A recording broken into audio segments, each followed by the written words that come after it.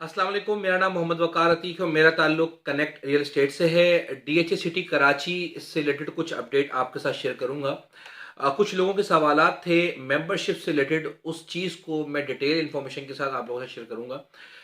DHA city Karachi में plot purchase करने के लिए 60,500 रुपये की मेंबरशिप होती है मुस्लिम के लिए, और नॉन मुस्लिम के लिए 50,000 रुपये की।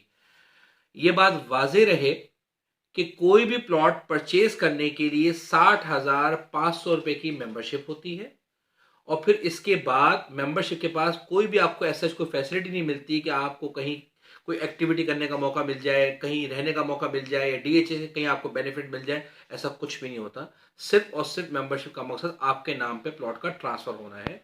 आपकी फाइल सेफ एंड सिक्योर होती है वहां पर, और आपके ही नाम से आपके स्पाउस, आपके फैमिली मेंबर्स, आपके बच्चों के नाम वहां रजिस्टर्ड होते हैं। ये सब चीज़ें वहाँ पे डिटेल्स आपकी पूरी इंफॉर्मेशन के साथ वहाँ पे डिटेल्स रजिस्टर्ड होती हैं। यही मकसद है ट्रांसफर का मेंबरशिप होने का, बस।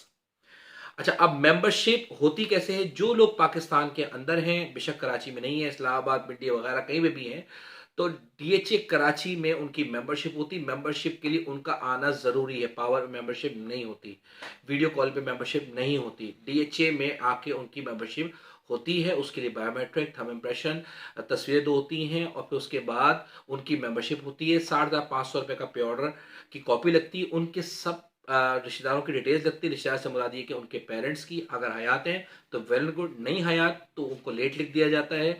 बाज़ औक़ात अगर कम एज के पेरेंट्स की डेथ होती है तो उनके लिए बर्थ डेथ सर्टिफिकेट की रिक्वायरमेंट होती है, अदरवाइज नहीं होती, चल जाता है। उसके बाद आपकी स्पाउस जो भी हो, उनकी एनआईसी, उनकी तस्वीरें, आपके बच्चों की एनआईसी तस्वीरें, बस। इसके अलावा और कोई डिटेल्स हमें डॉक्यूमेंट की सूरत में नहीं चाहिए होती। सारी सॉफ्ट कॉपीज हम लोग वहाँ पे फिजिकली प्रिंट आउट करवा के वहाँ पे हम जमा करवाते हैं, हार्ड कॉपीज की। अच्छा, इसके बाद वेरी नेक्स्ट अगर हम ये बात करें उन लोगों के लिए कि जिनको ये रिन्यू करवा 5 साल के बाद इसको रिन्यू करना होता है। रिन्यू का आज का जो रेट है वो 4,000 है। तो ये मैं जो टोटली बात कर रहा हूँ वो लोकल्स के लिए बात कर रहा हूँ जो पाकिस्तान में रहते हैं।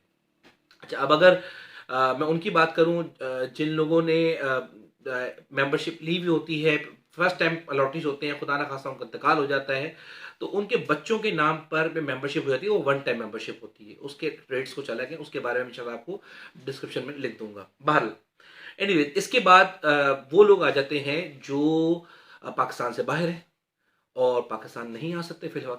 उनकी मेंबरशिप भी हो जाती है। उनकी मेंबरशिप भी 60,500 की होती है, चाहे वो ओवरसीज हैं, चाहे वो बाहर बैठे हुए हैं, चाहे नाकॉब बना हुआ है, नहीं बना हुआ।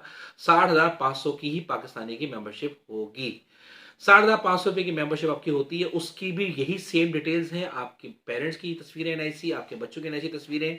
बच्चों की एनआईसी नहीं है, नायकॉब दे दीजिए। नायकॉब नहीं है, पासपोर्ट की कॉपी है, वो दे दीजिए। जो डिटेल्स आपके बच्चों की मौजूद है वो आप शेयर कर दीजिए। आपका एनआईसी का वैलिड होना बहुत ज़्यादा ज़रूरी है। वैलिड नहीं है तो ऑनलाइन अप्लाई करवा के उस एनआईसी को उसकी जो लिमिट है एक्सपायरी की, उसको आप चेंज करवा दीजिए। इसी के साथ साथ आपकी वाइफ, आपके माँ बाप अगर हयात हैं, उनकी भी एनआईसी की ज़रूरत पड़ती है, कॉपी की ज़रूरत पड़ती है हमें। वहाँ से आप सॉफ्ट कॉपी किसी न किसी अपने एजेंट को भेजकर यहाँ पे वो प्रिंट आउट निकाल के उसकी हार्ड कॉपी वहाँ पे जमा करवा सकते हैं। एनीवेज, उनकी भी यही रिक्वायरमेंट्स हैं। अच्छा, उसके बाद आगे फर्दर मूव ऑन करते हैं। वही कहते हैं भी हम आ नहीं सकते, हमारी न्यू मेंबरशिप करवानी है। उसका क्या प्रोसीजर है? उसका प्रोसीजर बहुत आसान है। आप यहाँ से एफिडेविट बनवा के भेजते हैं। डी एफिडेविट और ओवरसीज का फॉर्म होता है, वो हम यहाँ से लेते हैं, रिसीव करके यहाँ से आपको डीएचएल कर देते हैं। डीएचएल आपके घर में भेज देते हैं। उस एफिडेविट में आपका एड्रेस होता है, मेलिंग एड्रेस, आपका नाम होता है, एनआईसी वगैरह होता है। फॉर्म जो भेजते हैं उसमें सब चीज़ें डिटेल होती हैं, आपके पेरेंट्स की एनआईसी और आपके सब चीज़ों की एनआईसी जो है, बच्चों की एनआईसी, आपके एनआईसी, तो उनकी डिटेल उस फॉर्म में लिखनी होती है। वो आपने जाके एम्बेसी से अटेस्ट करवानी होती है। ये ज़रूरी नहीं कि आप उस जगह के शहरी हों, आपको ग्रीन कार्ड मिला हो तो ही एम्बेसी जाएंगे, नहीं। अगर आप वहाँ गए हुए एज अ विजिटर भी गए हुए हैं, सॉरी, अगर वहाँ पे आप रहते हैं, जॉब करते हैं और आपका बिल आता है वहाँ पर, तो ये सब चीज़ें रिक्वायरमेंट होती है एट द टाइम ऑफ। कभी कभार एम्बेसी वाले मांग लेते हैं और कोई रिक्वायरमेंट नहीं होती। एम्बेसी में आप जाते हैं, एम्बेसी जाकर टेस्ट करने का मकसद क्या है कि जिसके नाम पे मेंबरशिप हो रही है वो एक्चुअली वहाँ मौजूद है और हयात है।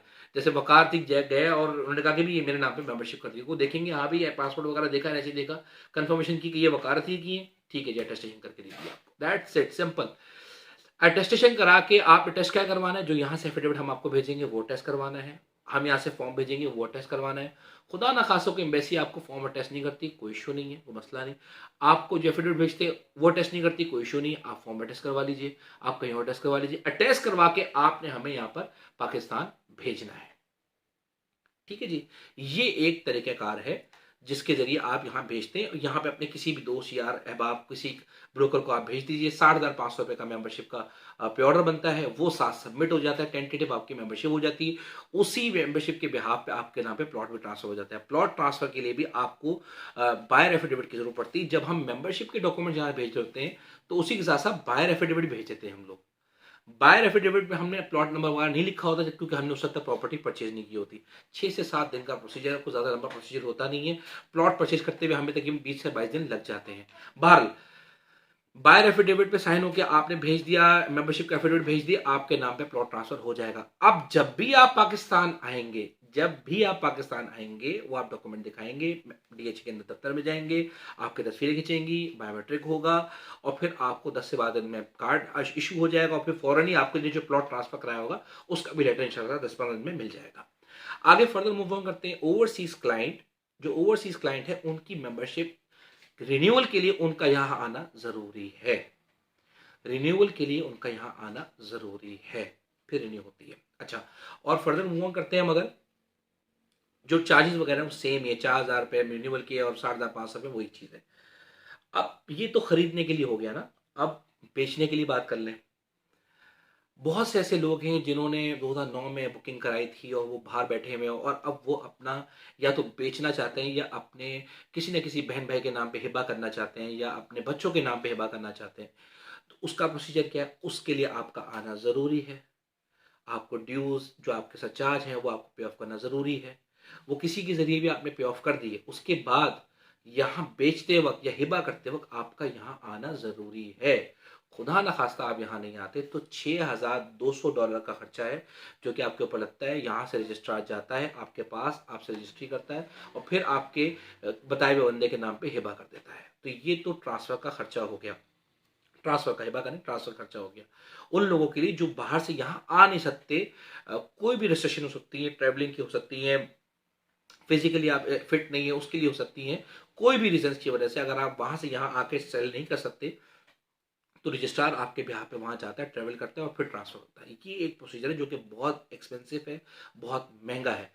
हिबा भी ऐसे ही होता होगा, लेकिन फिर भी इसके बारे में भी डिस्क्रिप्शन में मैं आपको बता दूंगा कि हिबा के चार्जेस क्या होते हैं। तुमने ट्रांसफ़र के चार्जेस बता दिए। बेचते वक्त सेलर का होना ज़रूरी है, उसका बायोमेट्रिक होना ज़रूरी है, उनकी तस्वीरें खींचनी हैं, उनका होना, डॉक्यूमेंट्स का होना ज़्यादा ज़रूरी है। फिर एक और अहम बात करने लगा हूँ, जितने भी 2009 के अलॉटीज़ हैं, अपनी रसीदों को संभाल के रखिए। जो उनकी स्टेटमेंट्स हैं उन सब को संभाल के रखिए, उनको अप टू डेट कीजिए। बेचने से पहले 1 महीने 2 महीने का प्रोसीजर है लेंदी।